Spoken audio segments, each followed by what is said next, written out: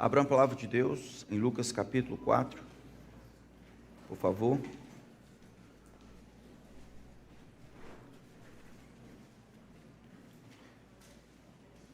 Lucas capítulo 4.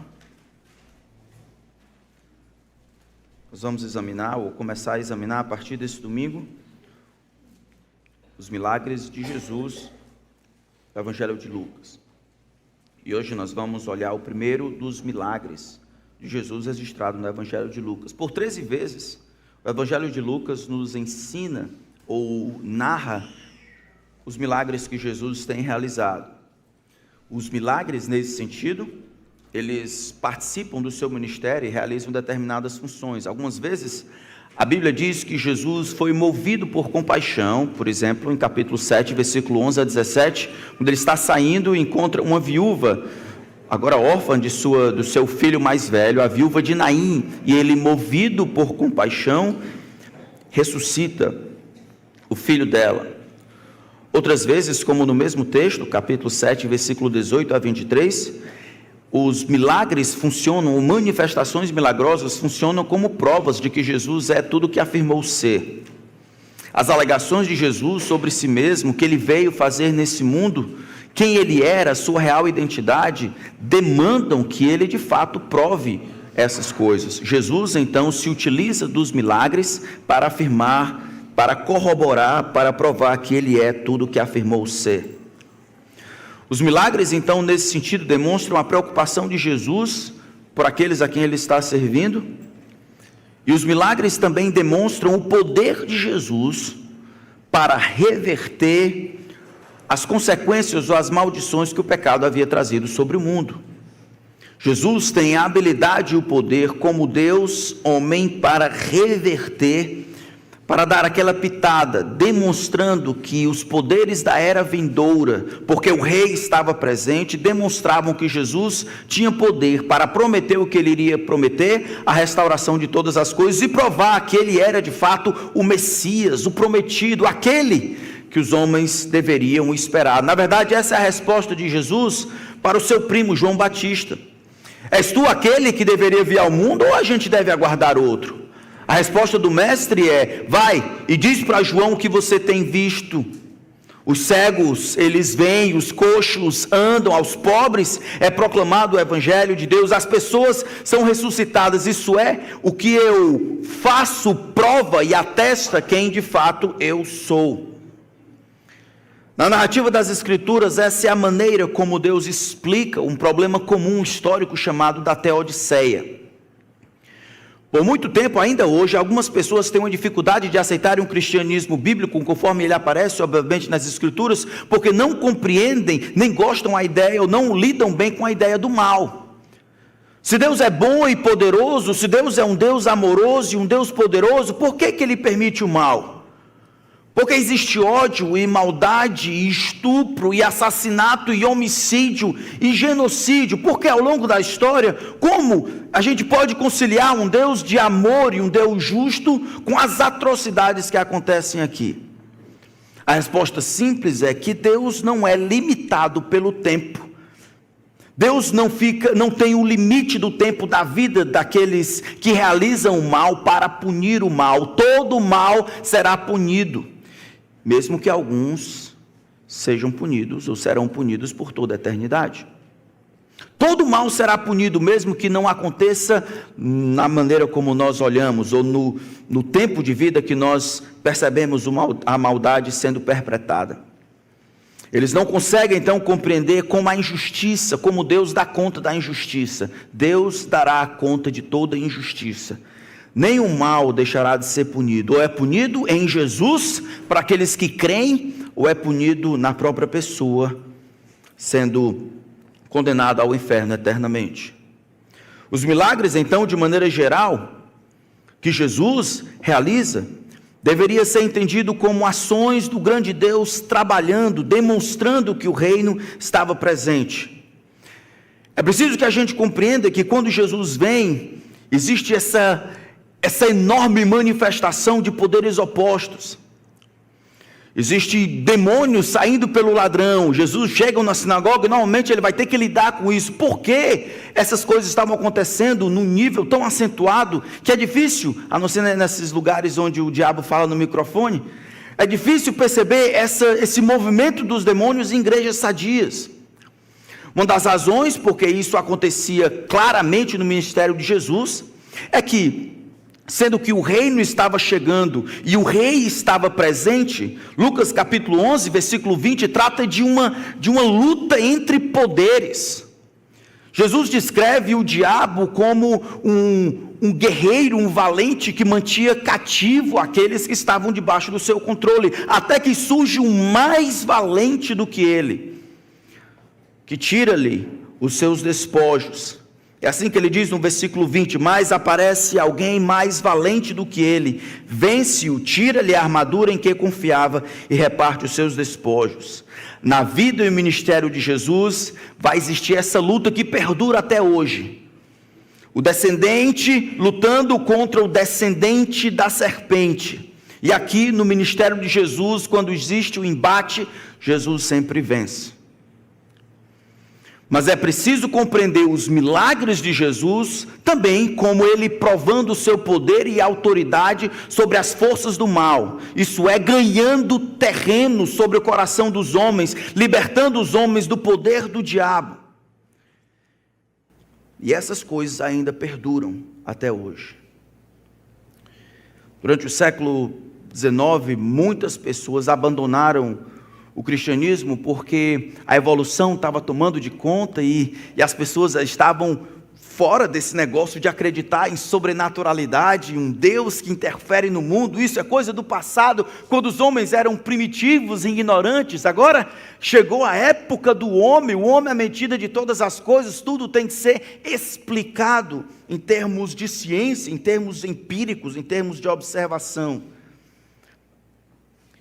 Mas eles presumiam que a sobrenaturalidade era impossível, pensando que poderiam explicar todas as coisas apenas pela razão, o que até hoje tem provado falso.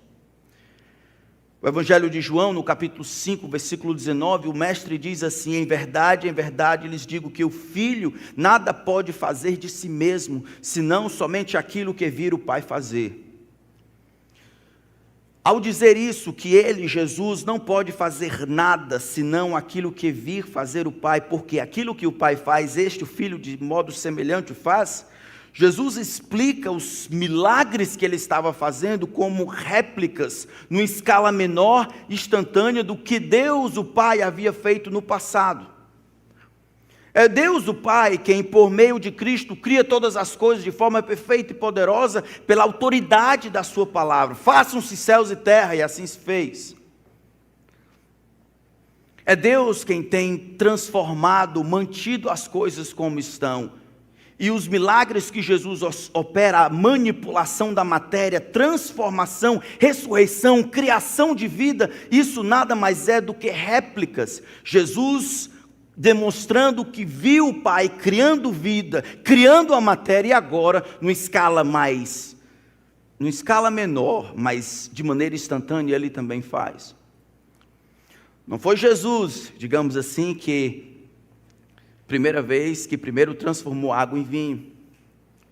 É difícil entender, mas a parreira, absorvendo alguma coisa do chão, água, por meio da chuva que cai, depois junta-se com o sol, e da parreira, pegando água e sol, produz-se suco de uva.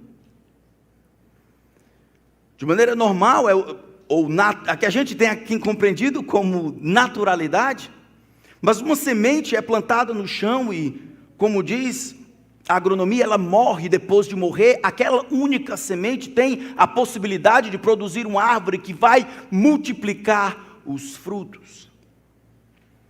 A ressurreição é Deus criando vida. Jesus viu isso acontecer no tempo atrás. O milagre de Jesus, então, os milagres de Jesus, de alguma forma, não são diferentes em essência do que ele viu fazer o Pai. Eles são instantâneos e percebidos aos olhos, em velocidade mais rápida, em escala menor, mas ainda é. Não importa se as pessoas dizem que foi Gaia, as leis da natureza, os processos naturais, essas coisas que acontecem, que a gente acha que é normal, apontam para o Criador, que cria vida. É Jesus, então, realizando o seu ministério, criando vida. Algumas pessoas acreditam que milagres era o nome, o termo comum para explicar essas coisas que eu não conhecia. No tempo de ignorância, na época em que o Novo Testamento e o Antigo Testamento foi escrito, não se conhecia ciência nesses termos. Então a ignorância fez com que esses homens apontassem para seres. Interessante, João Batista vai nascer, ele nasce de Zacarias e de Isabel, que eram estéreis e eram velhos. Quando o anjo vai falar para Zacarias, vocês vão ter o filho, ele diz, como é que é isso? Nós já somos velhos, não dá para ter mais filho. Eles sabiam que de maneira normal existe um período onde se pode gerar filhos. Não foi a ignorância, não, é que isso que está acontecendo é impossível de acontecer, a menos que Deus faça alguma coisa que nuble a lei ou passe por cima da lei que Ele próprio estabeleceu. O nascimento do nosso Senhor, quando Maria fica grávida, José sabe, planeja deixá-la secretamente em Lucas. Deixá-la secretamente é não expô-la publicamente, do contrário ela seria apedrejada. Ele sabia como as pessoas ficavam grávidas. Ele não tinha nenhuma ignorância quanto como as pessoas ficavam grávidas. É por causa do anjo Gabriel falando com ele, dizendo, olha, não temas receber Maria, tua esposa, tua noiva, o que dela foi gerado é do Espírito Santo. Ele concluiu corretamente, não por ignorância. Se alguma coisa aconteceu, aconteceu de maneira normal com outro homem. Eles não explicam a maneira como explicam, isso é Deus entrando no mundo, realizando obras diferentes, ultrapassando os limites das leis naturais que Ele próprio estabeleceu, porque eram ignorantes em relação a como as coisas aconteciam. Não, eles sabiam quem podia gerar, quando podia gerar e como a geração de fato acontecia. Não é só no Novo Testamento. Naamã, o sírio, está leproso. Alguém sabe que em Israel tem um profeta que pode ajudar. Quando ele chega lá, o profeta nem fala com ele, vai se banhar ali no rio. Ele sabe, no rio? Tem muitos rios na Síria, eu vou aqui me banhar. Porque as pessoas não são curadas de lepra por banharem-se em rios. Depois de ser curado, ele atribui aquilo a uma atividade sobrenatural por parte de Deus. É o homem moderno, cheio de si, que acredita que o homem mais antigo era completamente tolo, mesmo que não consiga replicar as construções que nós vimos no passado. O homem moderno precisa se calar e ver que aqui não são pessoas ignorantes descrevendo o que de fato aconteceu. Aqui são testemunhas oculares, lutando contra a incredulidade, vendo diante deles um homem que tinha poder sobre todo e qualquer rival que ele encontrava. Um homem que tinha condições de controlar todas as coisas, que conhecia o futuro desde o presente. O homem que havia sido, a quem havia sido prometido um reino.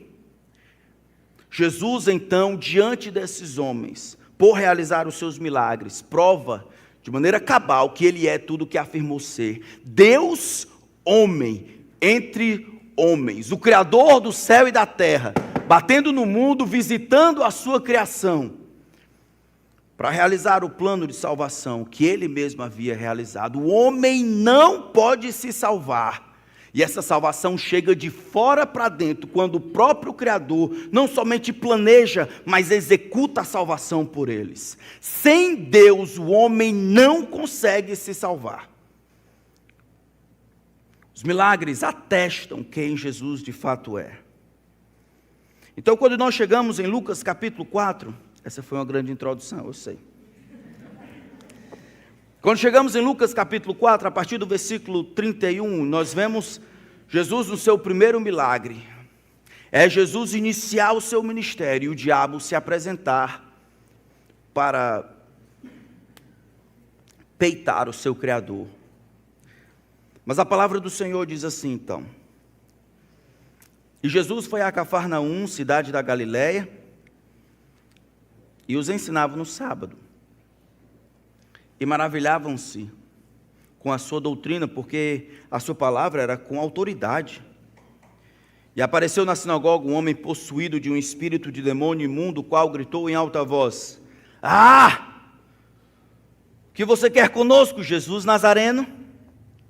Você veio para nos destruir? Sei muito bem quem você é, o Santo de Deus. Mas Jesus o repreendeu, dizendo: Cale-se e saia desse homem. O demônio, depois de o ter jogado no chão, no meio de todos, saiu daquele homem sem lhe fazer mal. Todos ficaram admirados e comentavam entre si: que palavra é esta? Pois com autoridade e poder ele ordena aos espíritos imundos, e eles saem. E a fama de Jesus se espalhava por todos os lugares daquela região. Vamos orar. Senhor, existe a operação do erro nesse mundo, e o inimigo das nossas almas deseja nublar o nosso entendimento para que a luz do Evangelho permaneça brilhando em nossos corações e mentes. O Senhor alcançou vitória sobre eles na cruz, e por causa da cruz nós imploramos que o Senhor nos ajude a vencermos as batalhas presentes, ainda contra as forças espirituais do mal, até que ele seja eliminado no futuro. Tua palavra está aberta diante de nós, que ela seja a nossa regra, Teu Espírito Santo seja o nosso professor, que ao final desse tempo o Senhor receba a glória que merece. Em nome de Cristo. Amém. Veja que o início do ministério de Jesus nada mais é do que uma ilustração da compreensão que Jesus demonstra quando está em Nazaré. No capítulo 4, aí, no versículo 16, o texto diz que Jesus foi para Nazaré, o lugar onde havia sido criado, e lá ele vai ter a oportunidade de ler o profeta Isaías. E ele encontra o lugar onde está escrito, no verso 18, o Espírito do Senhor está sobre mim, porque ele me ungiu para evangelizar os pobres, enviou-me para proclamar a libertação aos cativos e a restauração da vista aos cegos, para pôr em liberdade os oprimidos e proclamar o ano aceitável do Senhor.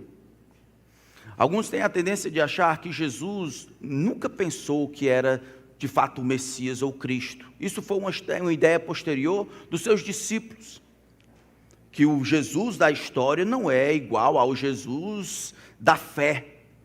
Eles acrescentaram essas coisas, que Jesus não tinha uma consciência de sua identidade. Isso não pode ser verdade. Ao citar Isaías 61, versículo 1 a 2, ele vê a vida e a história humana entrelaçados, a sua vida e a história humana entrelaçados. Ele vê a história não cíclica, mas linear. Uma profecia, algumas centenas de anos antes, prometia que um dia viria alguém, esse alguém que é apresentado pelo Senhor, receberia o Espírito Santo, ou seria ungido, separado, prometido, para realizar um ministério diferente de todos os profetas. Esse ministério, mais do que realizar curas, mais do que qualquer outra coisa, seria caracterizado por ensino.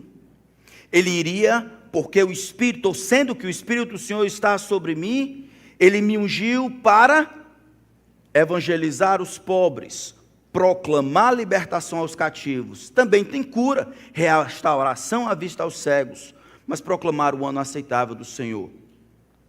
O ministério de Jesus, ele tem como ponto principal, ponto alto, a vocalização, a verbalização, a transmissão da informação a respeito de quem é o Senhor. Sendo que ele requeria que os homens se dobrassem diante dele, e se dobrassem diante do Senhor, ele precisava demonstrar o porquê disso. Ele, como sendo o cumprimento das profecias que foram feitas no passado, como Deus movendo a história, e agora era o momento de Jesus se apresentar como o clímax dessa história, ou o centro dessa história, o meio por meio do qual Deus iria restaurar todas as coisas. Essa restauração, este plano, incluiria o ministério de pregação, mais do que até o ministério de curas. Quando a gente vê a quantidade de lugares em que tudo gira em torno dessa manifestação sobrenatural, a gente está desassociando, não encontrando um bom exemplo ou um parâmetro no ministério de Jesus. Por 13 vezes Jesus cura no Evangelho de Lucas, algumas delas um confronto com o diabo. Mas quando Jesus aparece, quando vemos no versículo 31, ele vai de Nazaré para Cafarnaum fazer o quê? Ensinar. Porque a fé vem pelo ouvir. As curas em si, elas podem ser interpretadas ou interpretadas de maneira incorreta. Não é incomum que o diabo use curas para prender a atenção das pessoas, fazendo-os servir a determinadas coisas completamente erradas. Vá no campo, por exemplo, da Guiana Francesa ou da Guiana Inglesa. Escute sobre as histórias dos missionários lá na Índia, Paquistão. As histórias que acontecem aqui entre os ribeirinhos. Sobrenaturalidade acontece não somente da perspectiva de Deus, mas acontece também da perspectiva do diabo. Só o sinal em si, ou o milagre em si, a parte da interpretação, ou para onde o sinal aponta, para quem o sinal aponta, é perigoso. E Jesus então ensina como parte alta do seu ministério, cumprindo a profecia e a expectativa do que ele iria fazer. E ele prova o que está dizendo por meio dos seus milagres. Mas os milagres, eles não causam a fé, eles apenas exemplificam, atestam, corroboram com quem ele é e a mensagem que ele veio trazer.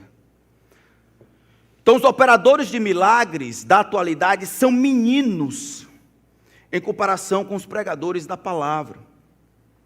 Mais do que os milagres que acontecem, o que você precisa e eu preciso é da palavra de Deus sendo pregado.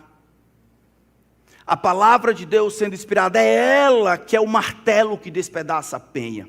É ela que não pode ser mudada. É ela que precisa ser o centro do nosso culto. Então no sábado, lá estava Jesus, mais uma vez, a sinagoga de Cafarnaum, e ele estava ensinando no sábado. E as pessoas, o texto diz, no versículo 32, que eles se maravilhavam. Interessante, eles se maravilhavam de quê? É porque ele fazia, o que o texto diz? Maravilhavam-se de quê? Da sua doutrina, do seu ensino. Essa palavra tanto significa a sua instrução, referindo-se tanto ao conteúdo, mas aí no final do versículo diz, não somente o conteúdo em si, mas a maneira como este conteúdo era transmitido.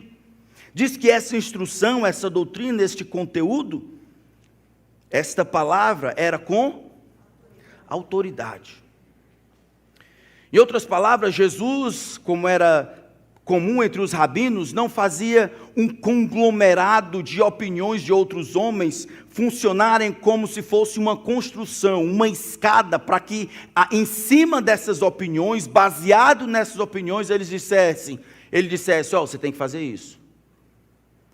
Jesus, como sendo Deus, ele é a própria origem da autoridade, ele não precisa de influências de pessoas que corroborem com ele, que pessoas que agreguem valor, autoridade, peso à sua opinião. Jesus dizia o que os homens deveriam ser e fazer, independente dos outros homens, das opiniões dos outros rabinos.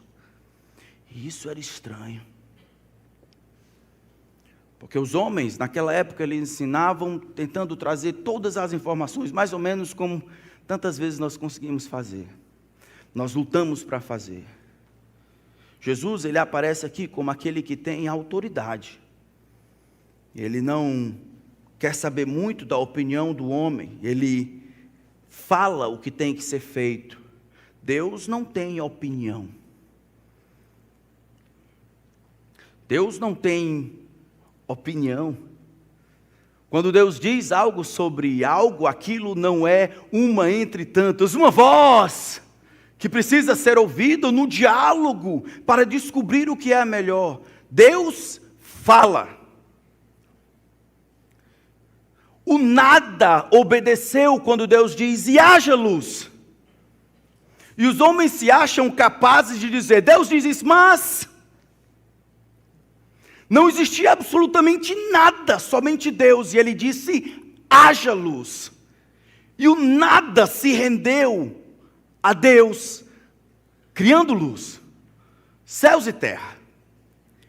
Deus não tem opinião. Quando Deus fala algo sobre algo, Ele diz como as coisas deveriam ser. Quando Deus diz o que Ele quer, Ele deve formar a sua opinião. Você deve ter a opinião igual a de Deus. Qual deveria ser a sua opinião sobre a sexualidade humana? Sei que tem alguns muito espertos que estão encontrando vários modelos para definir o gênero humano. A opinião de Deus é uma. E acabou-se. Qual deveria ser a sua opinião sobre criação de filhos? Sobre lidar com as emoções, sobre ansiedade, sobre casamento, sobre divórcio? As opiniões de Jesus não foram dadas para serem apreciadas, mas para serem obedecidas. Era Deus dizendo que os homens deveriam ser, e ponto final. E os homens então, ao verem Jesus pronunciando assim diz o Senhor, os homens ficaram boquiabertos. Porque o homem, esse Jesus, encontrava autoridade originada em si mesmo. Nesse momento, o texto faz uma mudança radical. Enquanto Jesus está na sinagoga, no lugar onde os judeus se reuniam, no sábado, no dia santo para os judeus, diz que aparece na sinagoga um homem possuído de um espírito de demônio imundo. No Evangelho de Lucas, essa é a maneira mais longa de descrever um demônio. O homem estava possuído, controlado. Essa palavra possuído, algumas vezes, não é a simples influência. Nós vamos ver por outros textos que esta palavra possuída ela é abrangente o suficiente para caber uma escala de influências do demônio na vida de pessoas. Desde a mera influência contra as autoridades até a possessão, quando o homem ou a personalidade do homem, de fato, cai, ela não existe e o diabo que fala, o demônio que fala por meio dele. Isso acontece algumas vezes no Novo Testamento, talvez a mais clara é aquela do endemoniado de Gadara. O texto descreve tudo aquilo como sendo o inimigo, isso é o demônio falando com Jesus, ao invés de Jesus falando com o próprio homem. É quando o demônio sai que Jesus finalmente fala com o homem. Diz que ele é um demônio, isso é, ele é um adversário, um anjo caído, criado por Deus de maneira perfeita, rebelando-se junto com Lúcifer. Agora ele, de maneira cega, peita e deseja de uma só maneira e frustrar os desígnios do Criador. Diz que ele é imundo em comparação com a santidade e pureza que são dados ao Senhor. No versículo 34, existe um contraste claro. Jesus, ele é o santo de Deus, mas isso é falado pela boca de um demônio imundo. O texto diz que quando Jesus está pregando, em sinal de desafio, ele grita em alta voz. A palavra primeira aí do versículo 34 é uma interjeição, que não significa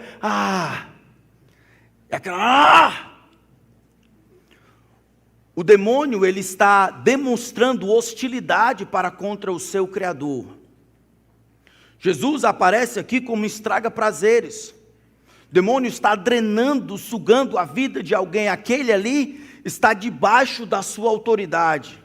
Jesus aparece e ele provavelmente sabe, isso é, os demônios sabem da identidade de Jesus, como vemos aqui, e a autoridade que ele tem e o caos que cairá sobre eles no futuro, quando Jesus os destruir com a palavra do seu poder.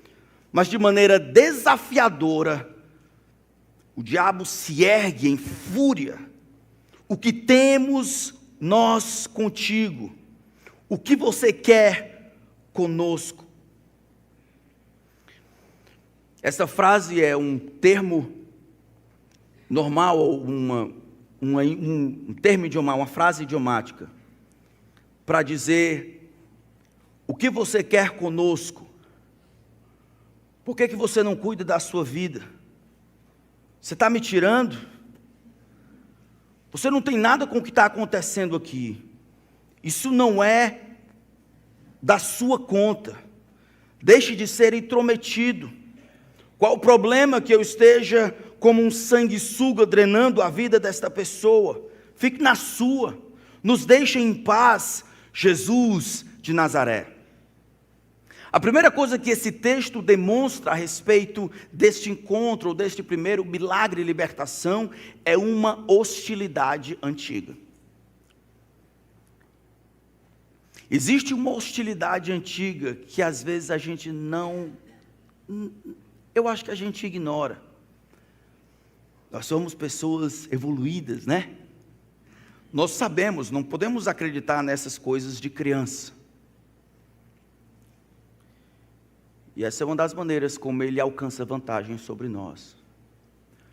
Existe uma hostilidade antiga. O Senhor poderoso, encontrando um rival não à sua altura, um rival menor, na verdade uma criatura, mas uma criatura orgulhosa e cega em seu pecar, que acredita que no final terá condições de vencer o seu Criador. Em sua fúria, em sua gana, por toda a história bíblica, de maneira mais clara, desde a época do profeta Daniel, e aí, no futuro, levantando pessoas achando que pode vencer o Criador com base nos números, mentindo, alavancando, destruindo, achando que pode, no final das contas, por um vacilo do Criador, vencer e assentar-se finalmente no alto e sublime trono. E aqui, mais uma vez, nada mais é do que no microcosmos essa demonstração de confronto de poder, onde Satanás, sem surpresa, perde. Mas ele não perde de boca fechada. Ele não admite sua derrota.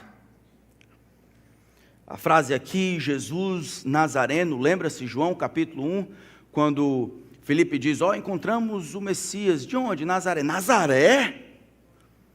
Pode ver alguma coisa de Nazaré? Sendo que existe hostilidade, tanto na interjeição do versículo 34, quanto na frase, o que você quer conosco? O demônio pode estar simplesmente tentando diminuir Jesus. Nazareno, o que você quer? Fique na sua. Não se incomode com isso. Veio para nos destruir, não parece ser, com base nos outros aspectos desse texto, uma declaração de que ele resolveu perder.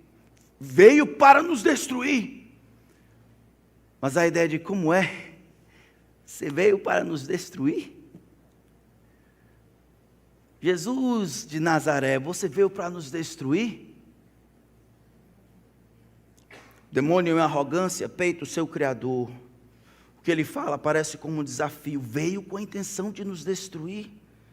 Pela raiva do início da fala do demônio, provavelmente ele não está admitindo a sua derrota, mas com um orgulho cego, de maneira arrogante, ele diz, veio para nos destruir. Bem sei quem você é, o Santo de Deus. Naquela cultura, saber a identidade real de alguém, ou saber o nome de uma pessoa, normalmente refletia autoridade sobre aquela pessoa. Desde Gênesis, nos primeiros capítulos, quando Deus diz que Adão deve dar nome, ali demonstrando autoridade, lembra que no livro dos Juízes, um dos homens quer perguntar o nome do príncipe do exército do Senhor, e ele diz, por que perguntas pelo meu nome, que é maravilhoso? Isso é, fique na sua, você não teria autoridade sobre mim. E aqui ele pode estar significando a mesma coisa. Eu sei a sua real identidade, como que clamasse autoridade sobre Jesus. Alegar que conhecia a real identidade de Jesus, colocado na tentativa de alcançar algum poder sobre ele. Mais ou menos como se fosse nessas histórias de herói com identidade secreta. Aquele que sabe a identidade secreta do herói tem condições de chantageá-lo, tem condições, uma certa autoridade, tem concessões para essa pessoa. Aqui ele está fazendo a mesma coisa. Essa é uma hostilidade antiga que perdura até hoje.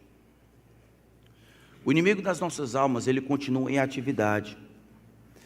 E ele vai tentar destruir todas as influências e possibilidades que Deus tem para a sua vida. Ele ousou peitar o seu Criador.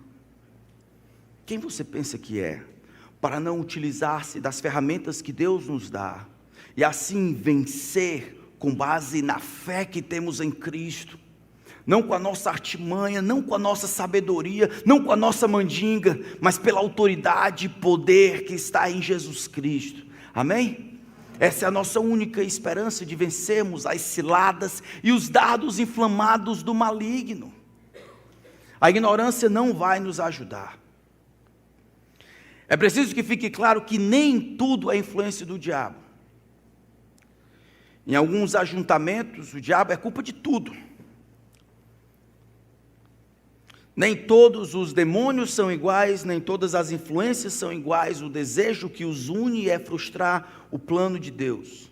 Como cupins que trabalham em prol da rainha, assim, esses demônios trabalham em prol de um objetivo: frustrar o plano de Deus, diminuir de alguma forma a glória que ele deve receber, quando no final ele for tudo em todos.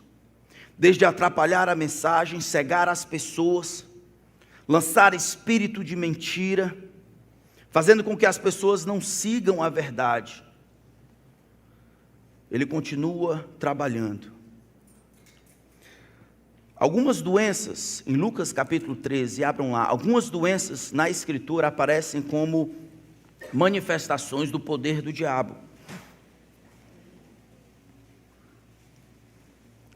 Lucas capítulo 13, versículo 10, olha que texto interessante. Num sábado, para variar, Jesus estava na sinagoga fazendo o quê? Ensinando. E chegando ali uma mulher possuída de um espírito de quê? Enfermidade. Havia já 18 anos. Ela andava encurvada, sem poder se endireitar de modo nenhum. A causa dessa enfermidade era uma causa espiritual. Jesus liberta ela. No versículo 15 ele diz, versículo 16 melhor dizendo: por que motivo não se devia livrar deste cativeiro?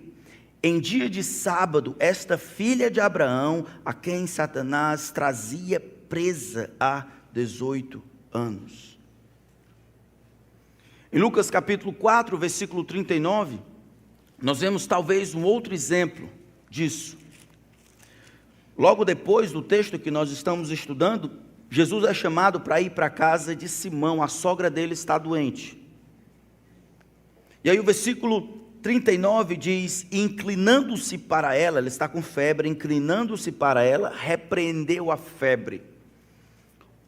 A palavra repreender aqui é utilizada normalmente para tratar com seres pessoais, indicando que provavelmente esta febre era causada talvez por uma possessão, e Jesus repreende o espírito imundo para que ela se livre da febre. Mas nem todas as doenças estão associadas com a possessão demoníaca. E não conseguir perceber a diferença entre os dois vai acabar atrapalhando a maneira como tratamos as duas. Eu lembro, quando eu era mais jovem, eu trabalhava como tradutor com surdos, e era comum eu escutar a história de surdos que haviam sido espancados, e assim, por algumas igrejas, porque achavam que surdez, toda surdez, Jesus trata de uma surdez que é por causa de espírito mudo, mas que toda surdez era o diabo. Não é assim. A gente precisa compreender qual é a causa para poder lutar ou explicar de maneira clara. Capítulo 4, versículo 24 de Mateus, explica que a fama de Jesus correu e trouxeram-lhe todos os doentes, acometidos de várias enfermidades e tormentos. E aí ele diz assim, alguns desses, endemoniados, epiléticos e paralíticos. Por muito tempo, esses tormentos mentais eram tidos como só demônio. Hoje a gente foi para o outro lado, ignora-se realidades espirituais e acha que tudo é lidado pelo físico. No ministério de Jesus nós vemos os dois, epiléticos, paralíticos, epiléticos e endemoniados. Jesus até fala de um tipo de loucura ou falta de juízo que nasce do coração e não é uma coisa clínica. Marcos 7,18, ele diz: porque dentro do coração das pessoas é que procedem os maus pensamentos, as imoralidades sexuais, os furtos, os homicídios, os adultérios, a avareza, as maldades, o engano, a libertinagem, a inveja, a blasfêmia, o orgulho e a loucura. A falta de juízo, às vezes é associado não por algo espiritual, mas também por algo pecado, o próprio coração. Quando a gente não compreende isso, não compreende as possibilidades, a gente vai acabar tratando de maneira errada. Eu lembro de uma história de um homem gago que foi visitar uma dessas empresas onde o diabo fala no microfone para ficar livre da gagueira. E chegando lá, o homem começou dizendo: sai, e o outro disse: sai, sai, e o outro sai. E aí no momento lá, daquela emoção, o homem começou a chegar mais perto e começou a saculejar o rapaz que tinha ido para ser curado. Enquanto saculejou, começou a saculejar mais forte. O homem ficou meio nervoso e saculejou de volta. E aí o obreiro disse, que também era gago, isso é uma história verídica, disse: tu tens demônio que nada, vais entrar no pau. E bateu no pobre do rapaz que tinha saído para ser curado. A gente brinca disso, mas imagina, o pobre conta isso em lágrimas. Rapaz, eu vim porque não se compreende. Se não compreendermos as possibilidades da Escritura, nós acabaremos tratando ou ignorando uma coisa ou outra. Existem muitas ilustrações na própria palavra de Deus, e eu queria passar por algumas, para vocês verem a densidade e a profundidade dessa hostilidade que existe contra o Senhor, e assim contra aqueles que seguem o Senhor. Ao dizer que o diabo está peitando o seu Criador e tentando destruir, minar, frustrar o plano de Deus por meio de Jesus, ou seja, constituindo Jesus o seu inimigo, eu estou querendo dizer que você é inimigo do diabo. Que ele vai tentar atrapalhar a sua vida. E muito embora nós temos vitória em Cristo, precisamos nos revestir de toda a armadura de Deus, para podermos ficar firmes contra as ciladas do diabo. Efésios capítulo 6, a partir do versículo 10. Como é que ele faz? Abra em 1 Tessalonicenses capítulo 2, olha que texto fabuloso. 1 Tessalonicenses capítulo 2.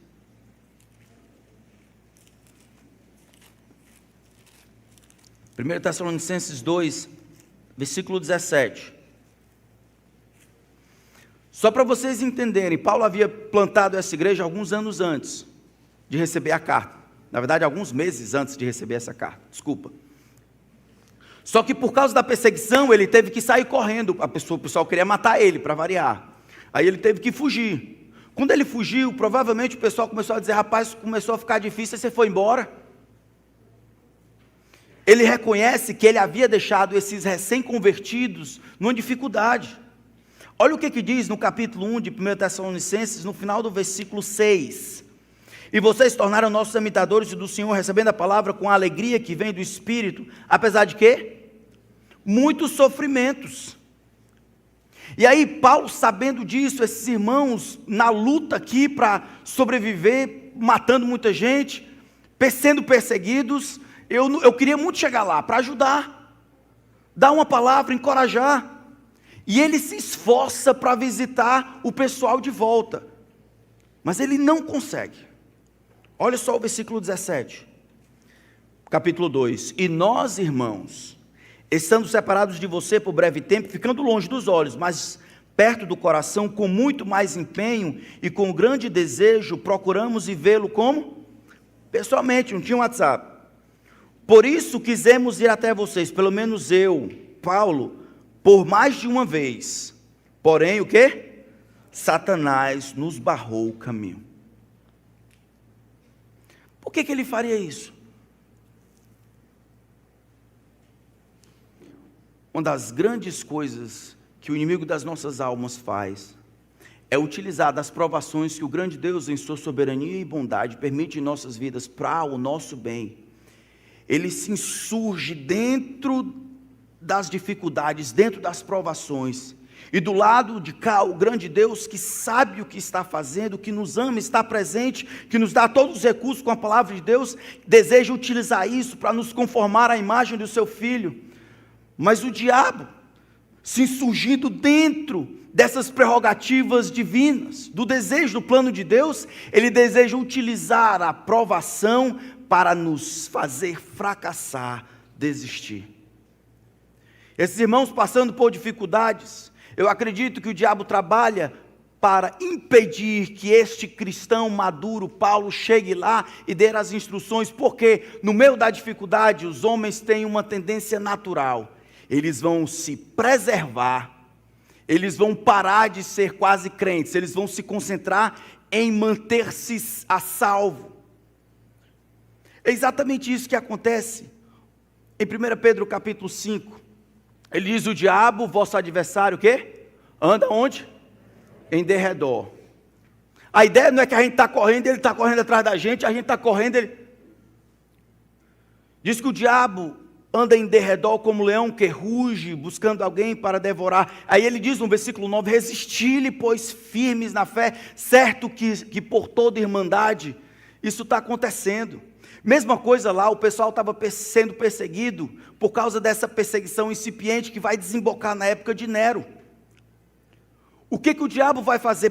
Por meio da perseguição, ele vai encalacrar o pessoal no canto, e essa ideia de rugir é acuar a pessoa para que ela não veja nada, somente a sobrevivência de si mesma. Ela não serve, ela não ama os outros, ela quer ficar viva. Aí ela não pensa em frutificar, não pensa no reino de Deus, não pensa o que Deus está fazendo, ela quer ficar viva. O diabo ganhou. Prendeu o camarada na parede, acuou. O que ele consegue ver? Ele consegue ver a aprovação. Ele só consegue ver a aprovação. E aí o diabo ganhou.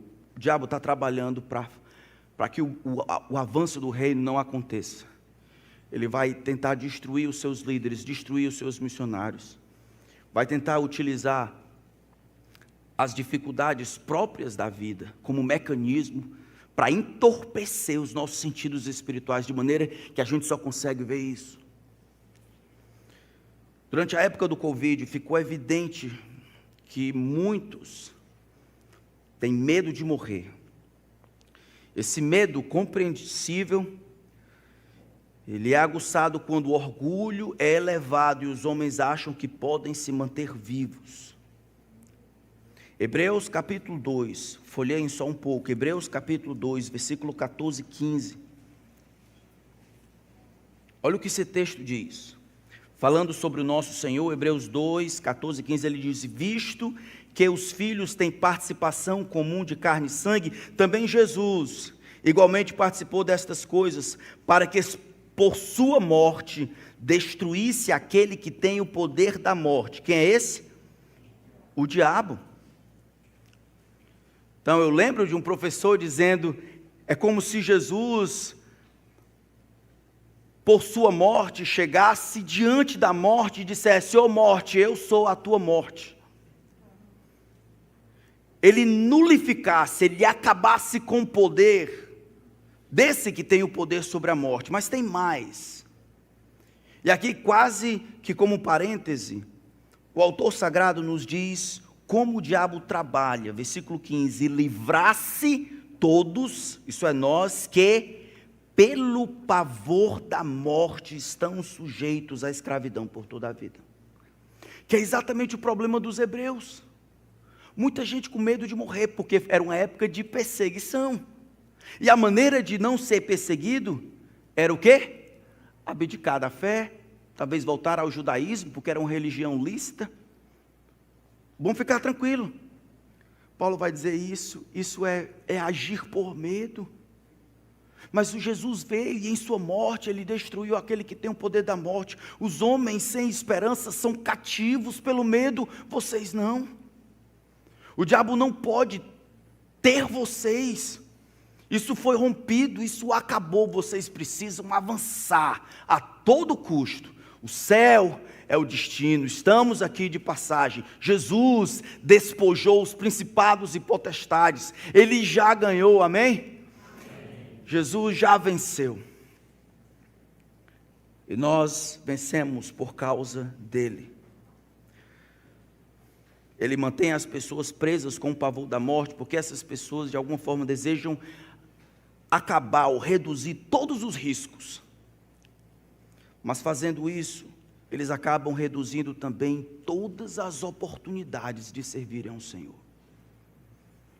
Eles vivem para manter-se vivos.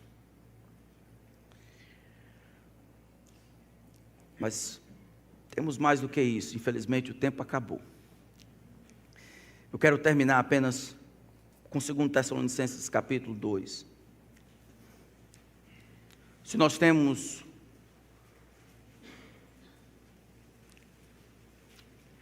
uma luta, uma hostilidade antiga, nós temos uma derrota certa. O texto apresenta uma derrota certa. 2 Tessalonicenses capítulo 2, versículo 7, diz assim, falando do último tempo, ele diz: porque o mistério da iniquidade já opera, e aguarda somente que seja afastado aquele que agora o detém. Tem algo que precisa ser afastado para que seja revelado. Então, versículo 8, será revelado o iníquo, o ímpio, o transgressor, a quem o Senhor Jesus matará com o sopro de sua boca e destruirá pela manifestação da sua vinda. Quando o diabo se levanta lá no início do ministério de Jesus, e ele peita o seu Criador, ele não consegue resistir à autoridade da palavra de Jesus. Jesus diz: silêncio, cale-se, e saia desse homem. O diabo, no último ato de fúria e raiva, como se tentasse ainda levar o homem consigo, lança-o no chão na frente de todos. A descrição é uma descrição vívida, como se houvesse intenção de maltratar. Saio, mas não saio assim. O texto, no entanto, diz lá em Lucas que ele sai sem lhe fazer nenhum dano. A reação dos homens, mais uma vez, é estarrecedora. O que é isso? Que doutrina é essa? Que ensino é esse? Porque ele ordena, ele fala com autoridade e os demônios lhe obedecem. Se existe uma hostilidade antiga, existe uma vitória presente que será completa no futuro. O texto de Tessalonicenses simplesmente explica que um dia o Senhor vai remover aquilo que detém, vai aparecer o iníquo, esse homem da iniquidade, mas ele será vencido também, de novo, pelo sopro da boca do Senhor. Mas existe um alerta no verso 9. Ora, o aparecimento do iníquo é segundo a ação de Satanás, ou a atividade de Satanás. Como ele faz isso? Com todo o poder e sinais e prodígios da mentira, e com todo o engano de injustiça aos que estão perecendo, porque não acolheram o amor da verdade para serem salvos. Os homens vão dar crédito à mentira, porque não amaram a verdade, não por ausência de informação, não por ausência de possibilidade, não por ignorância, mas por afeição. Os homens, ainda hoje, nós que estamos no fim do tempo, esses homens não querem amar a verdade. Não querem amar a verdade, vão ser acumulados pela mentira. E é só uma questão de tempo. Daqui a pouco a igreja vai embora, e nesse sumiço repentino se levantará alguém que vai dominar as nações, por meio de sinais, prodígios de mentira, e os homens vão correr para ele. como sendo o Salvador, aquele que vai trazer paz e liberdade. Como é que se tornará um reino mundial ao redor de um homem? O diabo trabalhará para enganar todo mundo, e mesmo depois de 1000 anos de trabalho, Satanás será solto, e ele vai enganar as nações, e uma grande multidão ainda vai ousar levantar a mão para o céu e peitar o seu Criador. Nós precisamos amar a verdade, a nossa proteção contra as ciladas do diabo. Quantos aqui estão enganados pelo diabo?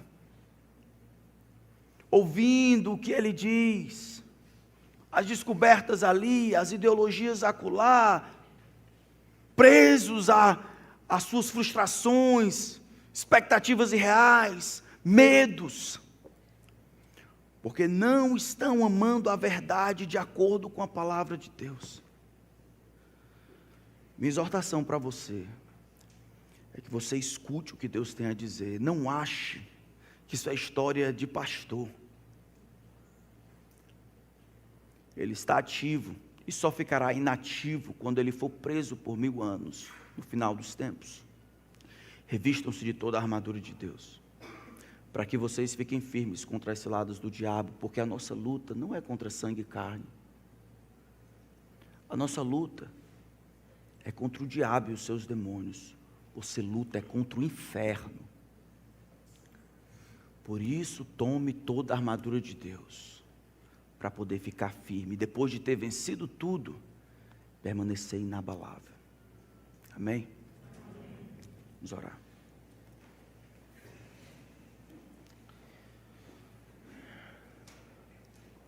Senhor, ajuda-nos a demonstrarmos aquele discernimento espiritual. Não sermos meninos todos achando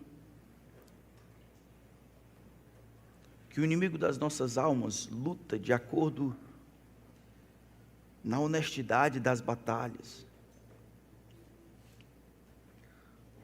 Lembra-nos da sua fúria, seus ardis e suas mentiras.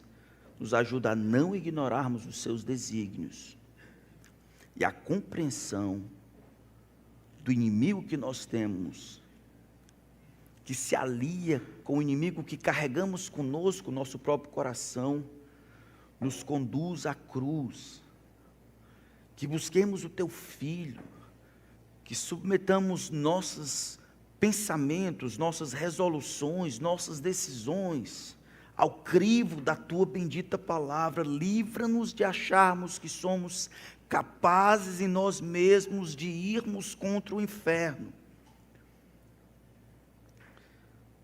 Nos ajuda, Senhor, a nos revestir de toda a armadura de Deus. Calçarmos os pés, vestirmos a armadura, o capacete da salvação, batalharmos com a espada do Espírito, cingindo os pés com a preparação, com o evangelismo, a pregação do Evangelho. Livra-nos da tolice e da ignorância. Louvamos a Ti, Cristo, nosso Rei, porque o Senhor despojou os principados e as potestades e publicamente os expôs ao desprezo, triunfando sobre eles na cruz. E ressuscitando ao terceiro dia, hoje está à direita do Todo-Poderoso nas alturas, de onde há de vir para julgar vivos e mortos, de onde há de vir para buscar aquilo que é teu. E o diabo, sedutor das nações, será finalmente lançado no lago que arde com fogo e enxofre, lugar que ele merece, por ter ousado tomar o teu lugar, pensado por um segundo que poderia ser igual ao Criador. Nós pedimos que nos ajude, nos instrua, em nome de Jesus. Amém.